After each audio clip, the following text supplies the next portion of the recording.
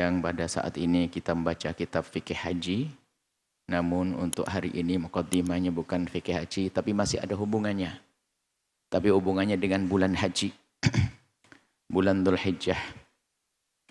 Maka yang perlu kita ketahui bahwasanya bulan Dzulhijjah adalah bulan istimewa. Di dalamnya ada ibadah-ibadah yang tidak ada di bulan-bulan yang lainnya. Kalau bicara puasa, setiap bulan ada puasa. Bicara sholat, setiap hari, setiap bulan ada sholat. Sedekah pun setiap saat. Akan tapi bulan haji ada ibadah yang tidak boleh dilakukan dan tidak ada kecuali di bulan haji tersebut. Yaitu ibadah korban dan ibadah haji. Semoga Allah mudahkan kita untuk haji. Mudahkan kita untuk korban. Dan insya Allah tanda orang yang dimudahkan haji adalah mudah korban.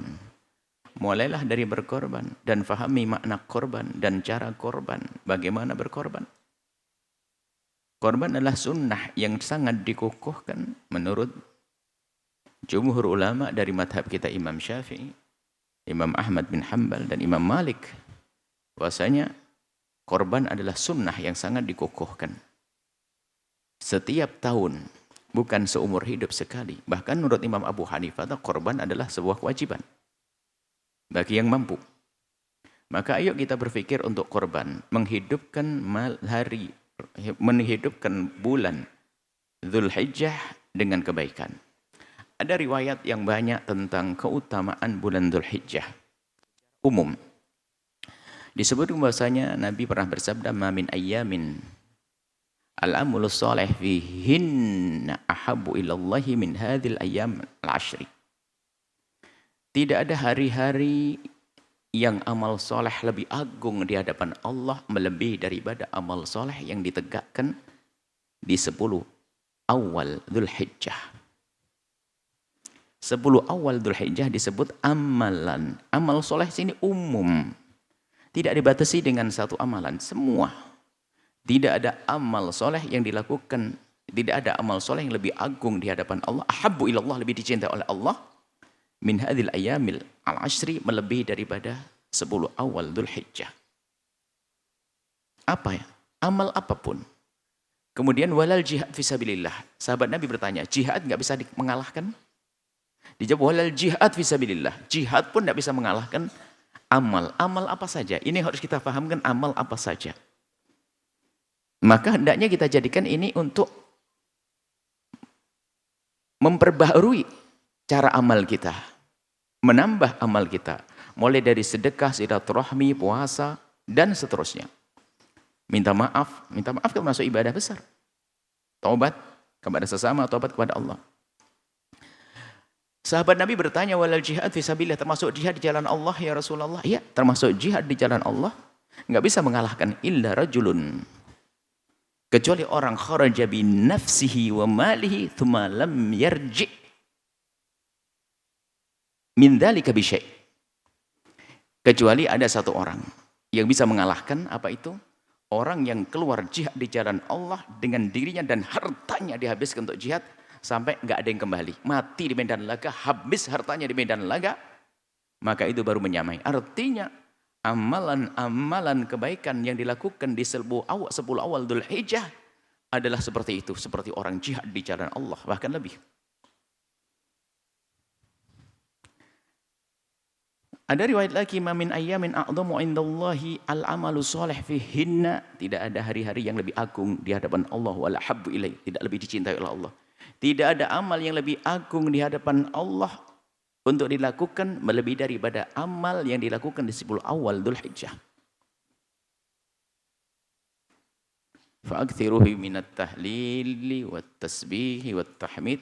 Maka berbanyaklah di Dzulhijjah ini membaca tahlil la ilaha illallah, baca tasbih subhanallah, baca tahmid alhamdulillah.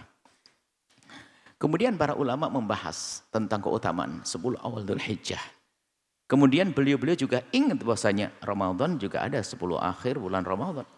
Wow, ini bagaimana ini kok ada hadis mengatakan tidak ada hari-hari yang lebih bagus untuk beramal baik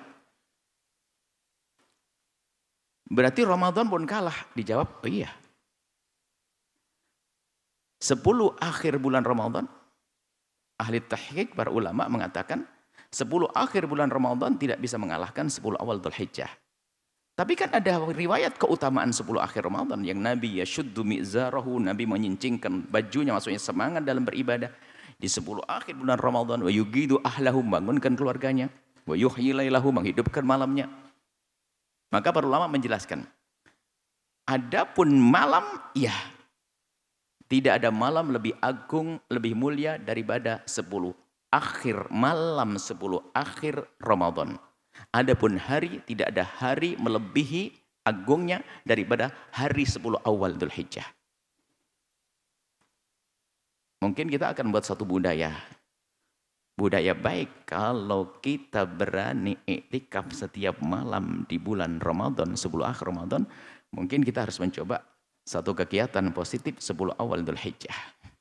Cuti ini para pegawai negerinya.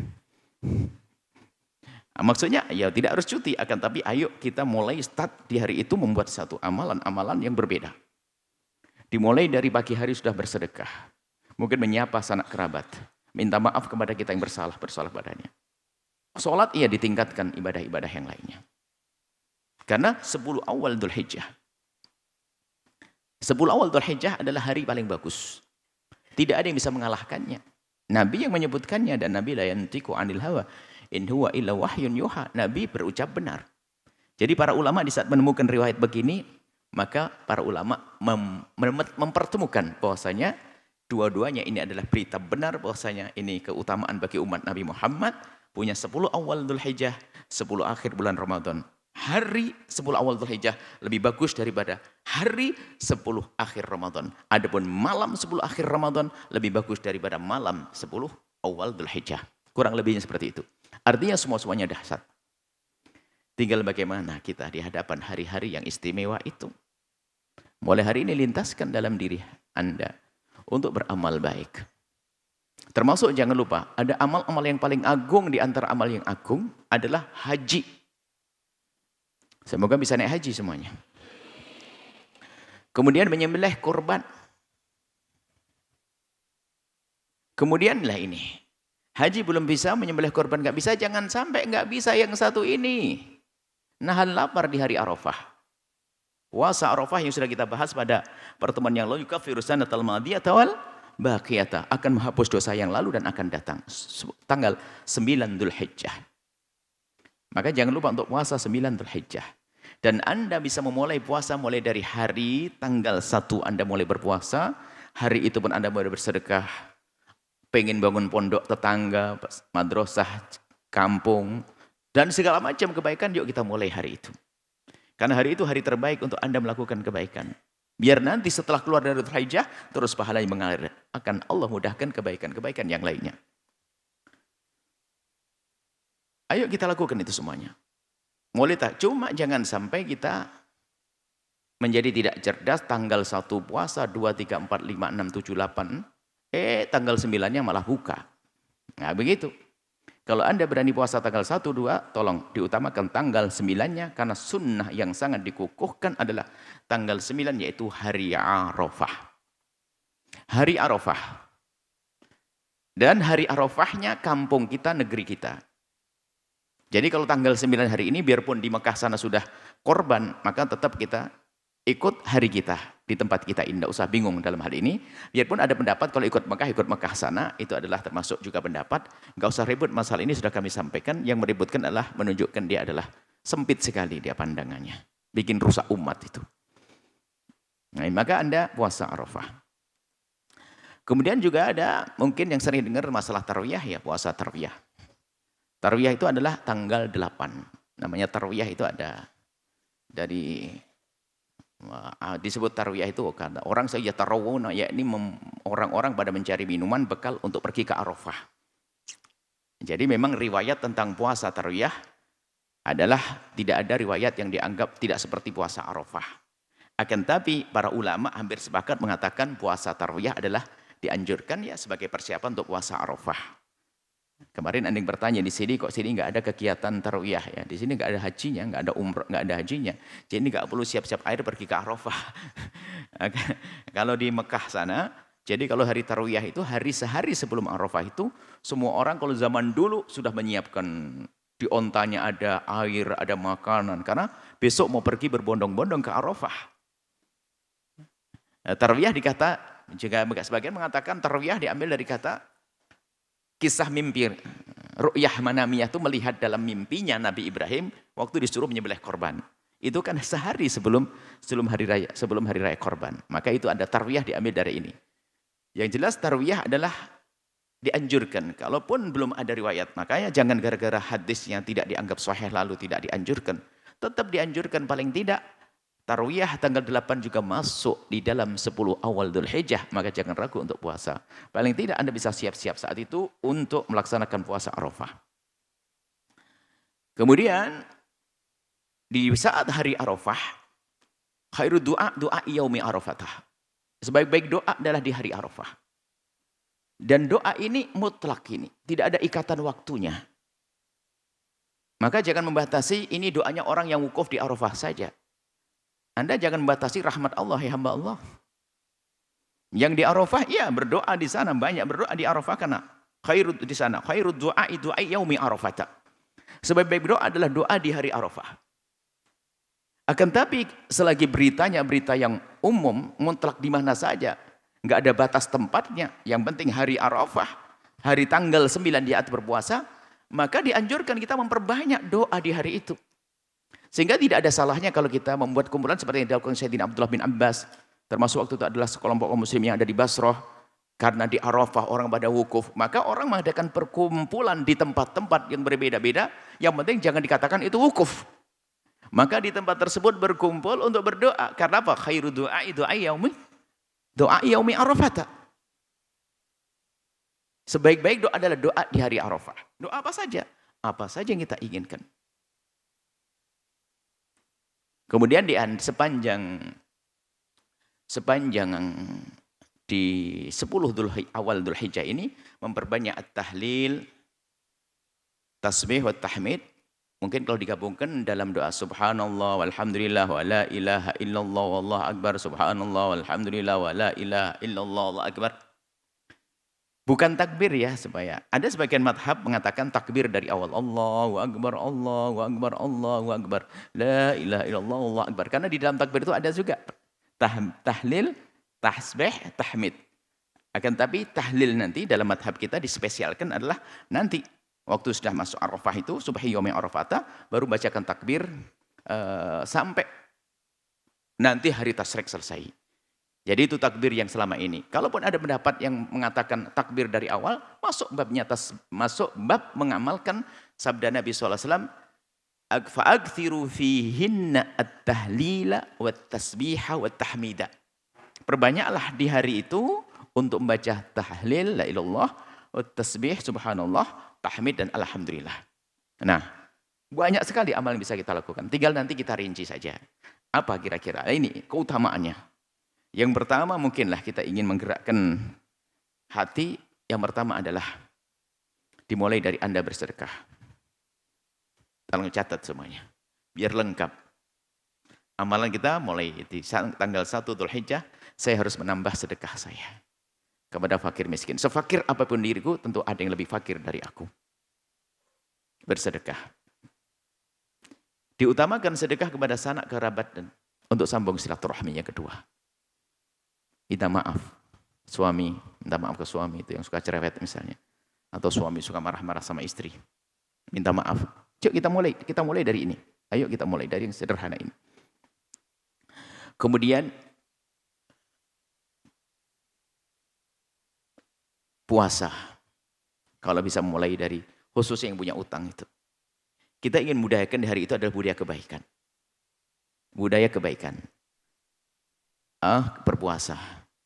Kemudian tentu ibadah-ibadah yang lain yang belum duhaan, sholat duha, ayo dimulai hari ini. Yang malesan duha ini, duha mulai dari 10 awal Dzulhijjah, kan harinya, siangnya ini. Kita bicara amalan siang ini. Bicara amalan siang bukan amalan malam kan. Amalan siang, ayo. Kalau tahajudan kan sudah tiap hari itu. Kita duhanya ditingkatkan. Silaturahmi di siang hari kan. Puasa siang hari, ada puasa malam hari? Nggak ada. Kita ingin puasa siang hari, itu puasa. Ya. Kemudian juga, ayo korban, masih ada waktu untuk menyusul korban. Sudah berkorban. Korban, kemudian memperbanyak zikir tadi. Baca subhanallah, alhamdulillah, wa la ilaha illallah akbar. Di samping Al-Quran dibaca dan yang lain dibaca, bukan hanya itu saja. Dan kemudian juga cari kira-kira amal apa yang bisa kita lakukan. Bahwa sebuah awal Dhul Hijjah. Ini adalah hari-hari yang utama, hari istimewa. Jangan sampai kita kehilangan kemuliaan di hari dari 10 awal Dhul Hijjah. Dan sampaikan pada yang lainnya. Dan sudah ada catatan-catatan yang pernah kami hadirkan. Tinggal membaca saja. Kalau tidak salah dimuat di mana ya? Amalan-amalan Dhul Hijjah. Ada sudah dibuat, tinggal baca saja. Nah. Ada bismillah. Salah. Ini saja yang bisa kami sampaikan. Tinggal mengamalkannya.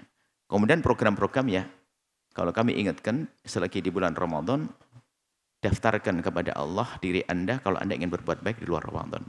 Agar amal di bulan Ramadan punya nilai seperti di Ramadan. Contoh, kalau di bulan Ramadan kami ingatkan waktu itu, niat apa? Saya ingin nyantuni fakir miskin.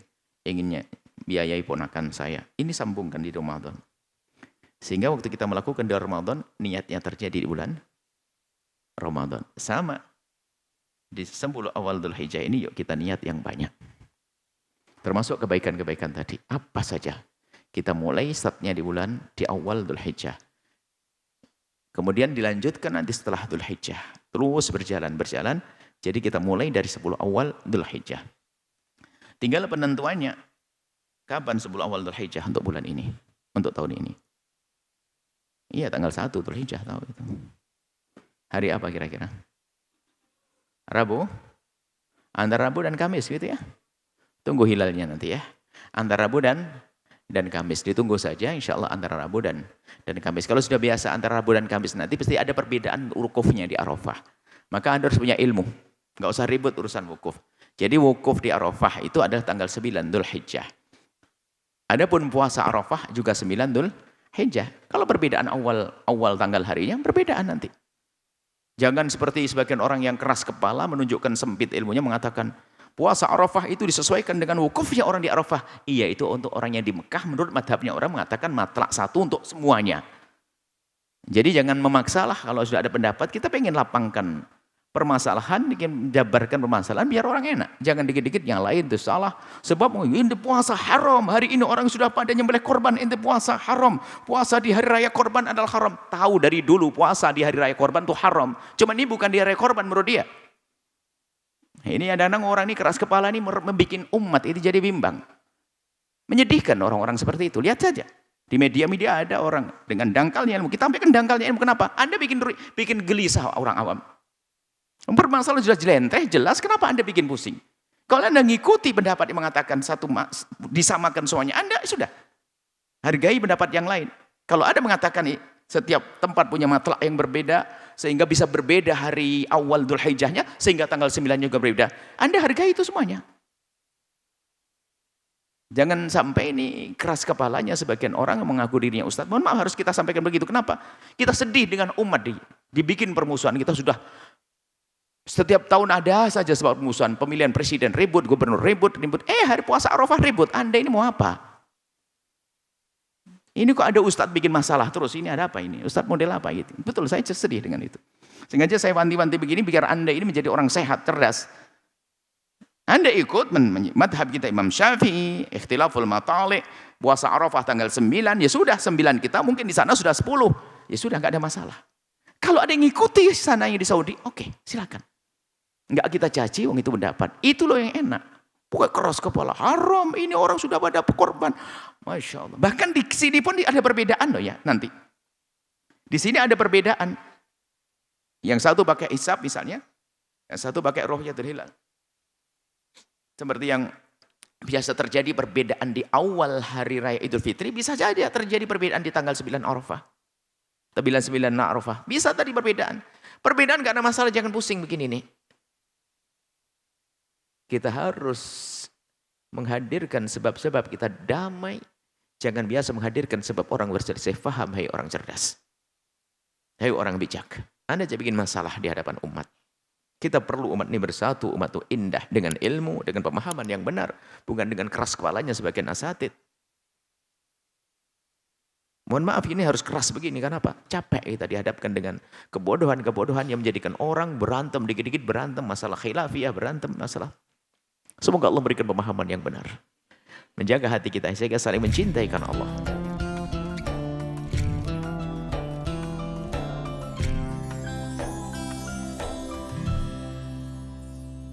Sahabat Al-Bahjah TV, setelah menyaksikan video ini, jangan lupa bersolawat kepada baginda Nabi Muhammad.